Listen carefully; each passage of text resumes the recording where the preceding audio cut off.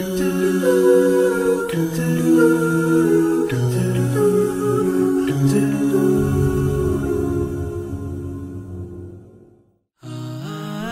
je 2093. godina.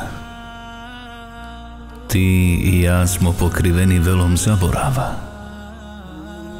Odavno su nam naši najbliži prestali slati selame i dove. Oni su se zabavili o sebi i svojim voljenim. Ponekad svrati neki prolaznik i obradujete selamom i dovom. Tvoj nišan na kojem stoji tvoje ime i godina rođenja uveliko je oronuo.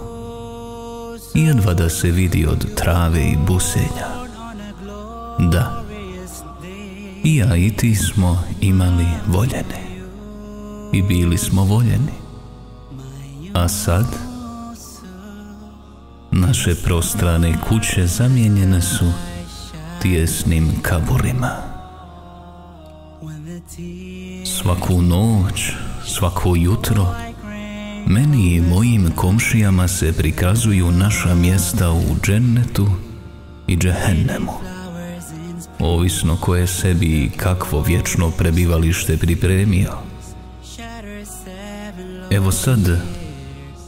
Evo sad u ovom momentu čujem lance, plač, krike, uzaludno kajanje da sam Bog do zemlja ostao.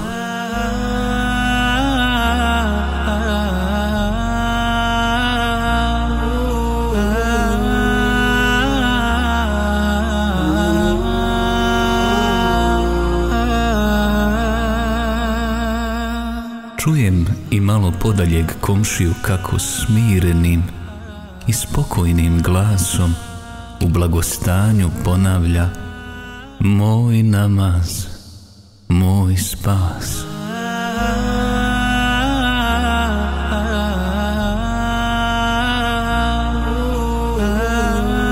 Često se prisjetim onog momenta kada je sve prestalo. Bože, bilo je to zaista iznenada, sasvim neočekivano. Sjećam se, prvo što mi je na um palo, te prve mračne noći u kaburu, bilo je: Bože, pa ovo je istina. Even stars in the sky shied away when the tears in my eyes fall like rain from the sky. Sve što sam slušao od svog imama iz tih tamnih mehtepskih dana, u šta sam polovično vjerovao, bilo je istina. Sve moje dotadašnje brige, kuća, porodica, posao, krediti, zamijenjeni su jednom. Kako račun položiti?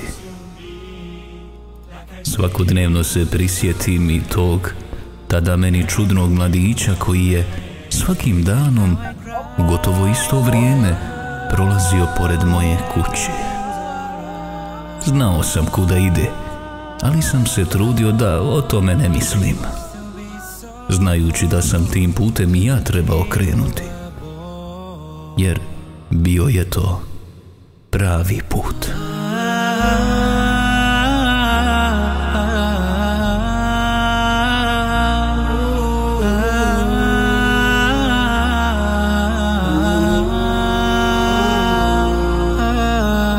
Sjećam se svih svojih propusta i razmišljam: o Bože, kako bih to iznova drugačije uradio. Ali nema više iznova. Rečenica je koju na kraju sam sebi po ne znam ni ja koji put ponovim.